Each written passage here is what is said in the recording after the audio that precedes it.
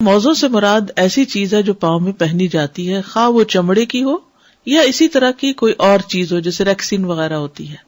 اور جراب دھاگے سے بنی ہوئی یا اون سے بنی ہوئی یا ریشم سے بنی ہوئی. اب نبی صلی اللہ علیہ وسلم نے تو موزوں پر مسح کیا تھا، تو آپ جرابوں پر کیوں شروع ہو گئے؟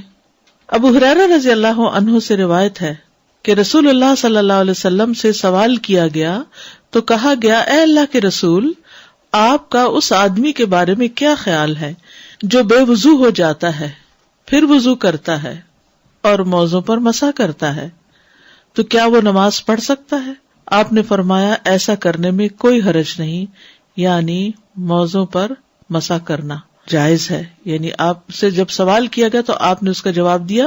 اور جراب پر مسح کرنے کا جواز کیا ہوا کہ جرابیں مسح کرنے میں موزوں کے ہی قائم مقام ہے، جہاں موزے پہنے جاتے ہیں وہیں جراب پہنی جاتی ہے. اب گلوز پر مسح کے کوئی حکم نہیں ہے، بازوؤں کے اوپر مسح نہیں ہے، کیونکہ نبی صلی اللہ علیہ وسلم نے نہ قمیص پہ کیا، نہ جبے پہ کیا، نہ کوٹ پہ، کسی چیز پہ بھی نہیں کیا.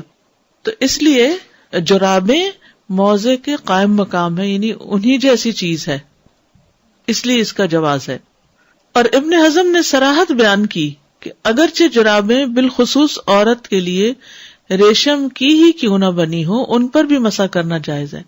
اب آپ حیران ہو رہے ہیں کہ ریشم کی، اگر آپ کو یاد ہو تو پہلے دلہنوں کو جرابیں بھی لال رنگ کی پہناتے تھے، اگر ریشمی اور لال رنگ کی ہوتی تھی.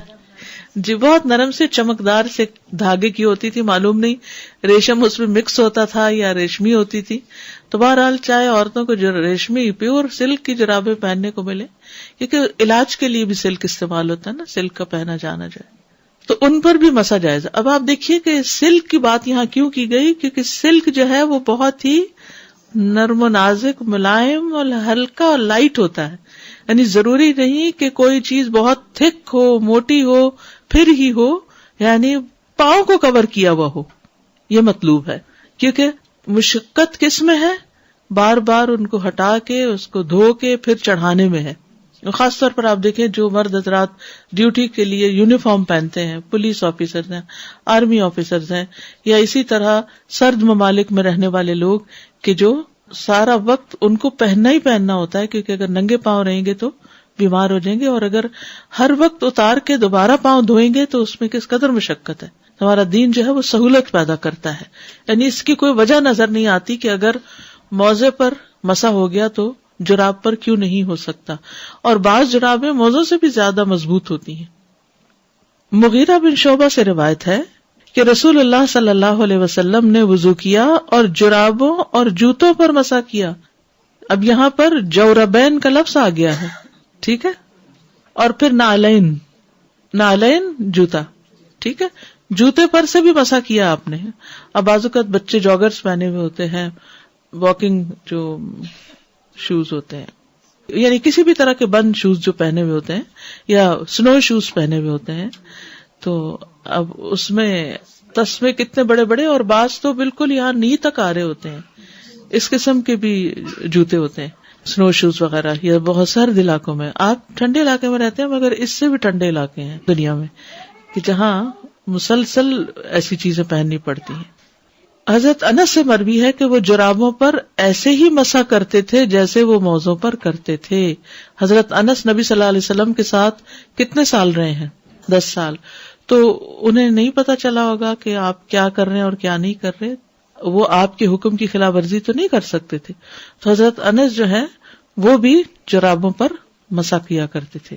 ازرق بن قیس کہتے ہیں کہ میں نے انس بن مالک رضی اللہ عنہ کو دیکھا، انہیں وضو کی ضرورت پیش آئی تو انہوں نے اپنا چہرہ اور اپنے ہاتھ دھوئے اور اپنے سر کا مسح کیا اور اون کی جرابوں پر مسح کیا. اب اونی بھی آ گئی، ٹھیک ہے. تو میں نے کہا کیا آپ ان پر مسح کرتے ہیں؟ انہوں نے کہا یہ بھی موزے ہیں لیکن اون کے بنے ہوئے ہیں، یہ بھی موزے ہیں. اور ہمارے ہاں اردو میں اون سے بنے ہوئے کو جرابیں نہیں کہتے، موزے ہی کہتے ہیں نا، ان کو بھی موزے کہا جاتا ہے. تو اس سے کیا پتا چلتا ہے کہ ہر طرح کی جرابوں پر مسح کر سکتے ہیں، پتلی جرابوں پہ بھی کر سکتے ہیں، موٹی پر بھی کر سکتے ہیں، اگر وہ تھوڑی سی اس میں سے کوئی چیز نظر آ رہی ہو تب بھی کر سکتے ہیں، ٹھیک ہے، سلکی پہ بھی کر سکتے ہیں.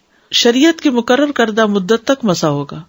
مقیم کے لیے اس کی مدت 1 رات دن، جبکہ مسافر کے لیے 3 دن راتیں ہیں. اوکے، مسافر 3 دن تک جرابیں نہ اتارے تو کوئی بات نہیں، 72 آورس. لیکن دوسرا 24 آورس، یعنی دن سے مراد یہ نہیں کہ جب سورج نکلے اور غروب ہو جائے تو دن ختم ہو گیا.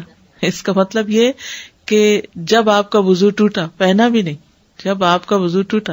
مثلاً آپ نے صبح تہجد کے وقت وضو کیا، جرابیں پہن لی اور اشراق تک آپ بالکل وضو سے رہے. اشراق کے وقت آپ کا وضو گیا تو اس وقت سے لے کر اگلے دن اشراق تک آپ انہی موضوع میں دوبارہ بار بار مسح کر سکتے ہیں. ٹھیک ہے، یعنی صرف موزے پہننے کا ٹائم نہیں کاؤنٹ ہوگا، بلکہ جب وضو، جی ہاں، اس وقت سے 24 آورس. حضرت علی کہتے ہیں کہ رسول اللہ صلی اللہ علیہ وسلم نے مسافر کے لیے 3 دن اور اس کی راتیں اور مقیم کے لیے 1 دن اور 1 رات کی اجازت دی ہے، یعنی جرابوں پر مسح کی مدت. یہ مدت اس وقت شروع ہوگی جب وضو ٹوٹنے کے بعد پہلی دفعہ مسح کیا جائے گا. ٹھیک ہے، یعنی آپ دوبارہ وضو اب کرنے لگے، وضو ٹوٹ گیا پھر مسح کرنے لگے تو اب 24 آور. اور اگر مسح بھی آپ نے 1 گھنٹے بعد کیا تو جب سے آپ کا پھر 24 شروع ہوگا.